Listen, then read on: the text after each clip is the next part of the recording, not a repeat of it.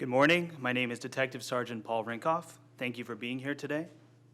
Exactly 1 year ago, in the early hours of Sunday morning, August 3rd, 2014, at approximately 1 a.m., on this same August long weekend, a 17-year-old male youth who had just exited a taxi and was simply walking on the sidewalk was viciously assaulted by 6 males on York Street between Queen Street and Richmond Street in our downtown core.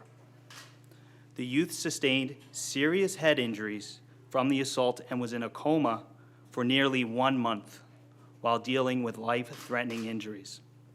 Since the assault, the youth has undergone several surgeries that have saved his life, but his quality of life will never be the same.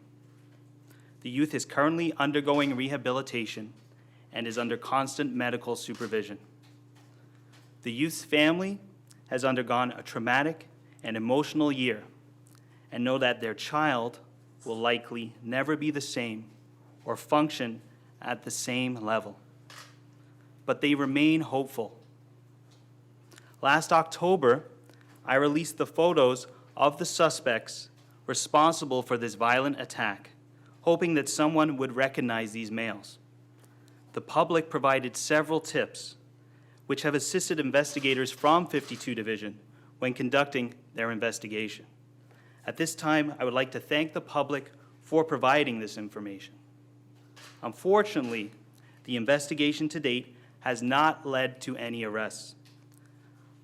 I'm appealing to the public one more time, exactly 1 year later, for your assistance to identify these males. Please take a look at this video and the still shots of these suspects.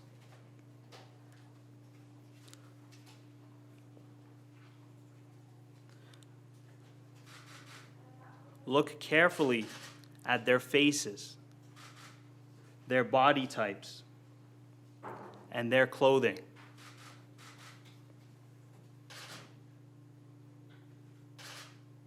If you recognize any of these males, please call investigators at 52 Division, or if you prefer to remain anonymous, please call Crime Stoppers. The family of this youth needs some closure, and these individuals must be held accountable. The Toronto Police Service needs the public assistance to identify these males for the victim, for the victim's family, and for the safety of our community. Thank you. Were you ever able to talk to the victim? Was he able to talk? So I won't be divulging the specifics of the victim's current medical condition because the investigation is ongoing. I can provide some updates to his medical condition if you'd like. I just remember you, at least at the time, were trying to figure out the motive for the attack, and they were waiting to talk to him for hours to get to talk to him to ever determine the motive. Correct. So that's still part of the ongoing investigation. We haven't determined the motive to date. Do you believe this is a random act? And if so, how much does having a year gone by make it a more difficult investigation? So I can't speculate to the motive, as I just indicated. It's still undetermined. So I just don't want to speculate whether it was random or not at this point. Either way, a year has now gone by, and this seems to be the best you've got. So can you talk about the state of the investigation now that a year has passed and you're apparently no further ahead than last October? So the investigation has gone on for the year, and we have followed up several leads. We do have some good results. However, we feel that airing these pictures today, exactly 1 year later, on the same long weekend, hopefully will produce some positive leads. Where was he coming from, do you know? So at that time, the youth was out with his friends, and it's still unknown today why he got into a taxi, but he got into a taxi, and for whatever reason, he got out at York Street. He's a Toronto resident? The family is based in Toronto. Can you give us any more details on the victim, his current status? Is he able to speak, to communicate? How much has he been able to to offer? So what I'm able to share with you is the victim's continuing to undergo rehabilitation, and he's under the constant care of medical staff. Although his condition has improved, he will likely never have the same quality of life that he had before he was assaulted. As far as his specific medical condition, because of the ongoing investigation, I can't release that. Does that mean that the family has live-in medical help now as a result of the attack? So again, I'm not going to discuss specifics of his condition or where the victim's recovering at this point. Are you afraid that these guys might come after him? And that's why you're not revealing his identity or anything like that? Because that might help. Would it Well, not? there's two reasons. Number one is the family has requested to be private, and we're respecting their privacy, okay? And two, some of the details I'd rather not divulge because they may jeopardize the investigation. Any thoughts on where the attackers might go downtown, do you think, or any thoughts on that? So the investigation to date, unfortunately, has not been able to reveal whether these suspects are residents of GTA or were from out of town. Hopefully, again, by appealing to the public, we're going to get some information that will help. Do you have other security video that has not been released? There is other video. If it was determined that it would be helpful, we certainly would release it, but there is other video with respect to this investigation, and it has not been released. But in terms of the timeline, you have more than just what you've shown people. Nothing that would assist the identification of the suspects. It certainly corroborates the timeline, but nothing that's going to help identify the suspects. And do you believe this is the first interaction between the suspects and the individual here? So unfortunately, again, we don't have a motive, and I'm not sure if the victim was known to the suspects and vice versa. You said he got out of a cab. I'm sure you've already done this, but has the cab company been any help to you as far as videos in the cab or anything like that? So we did reach out to the taxi cab companies. They were helpful. We'd spoken to several drivers. We have used their GPS functionality. It's all part of the investigation. So did that get you anywhere? Like I said, the investigation has gone well, but of course I can't comment on the specifics because I don't want to jeopardize any part of the investigation. How soon after the victim gets out of the taxi is he attacked, and how fast is that? So it's a few seconds. He really just took a few steps out of the taxi and he was attacked. So was the cabbie still around when the first blows were delivered? He had driven off,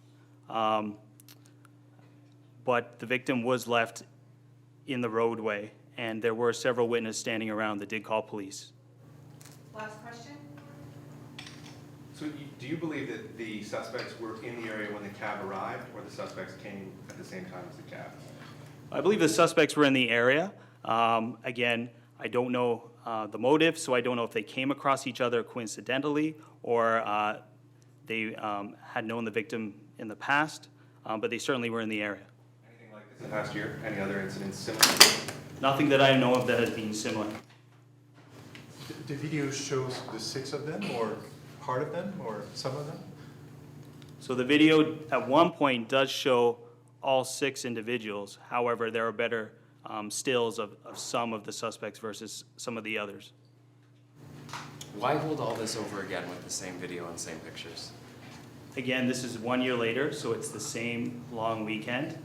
And I'm hoping, being it the 1 year anniversary, it will generate public interest, and hopefully the public will be able to assist by calling us or calling Crime Stoppers and giving us the information we need, because it is still extremely important for this case.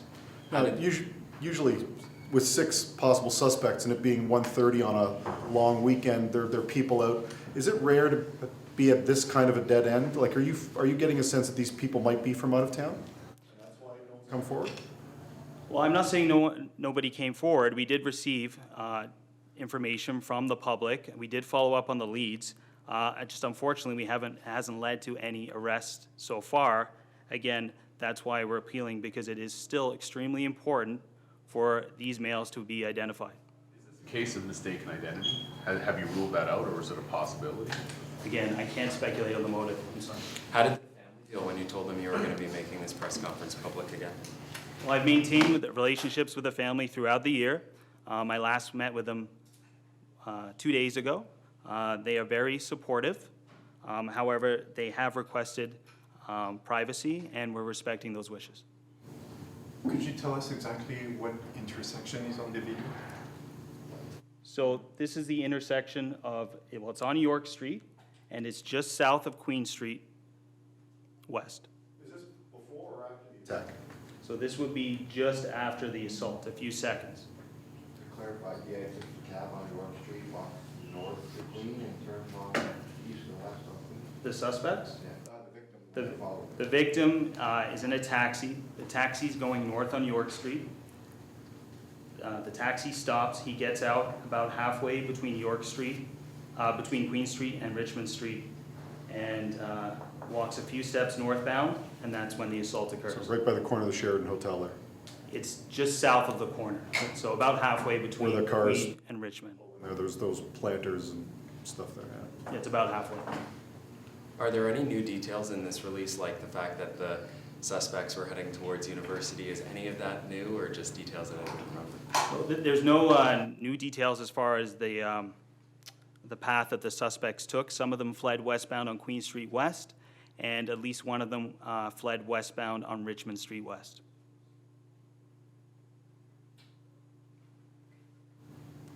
Okay, thank you very much. That concludes today's conference. Thank you for attending.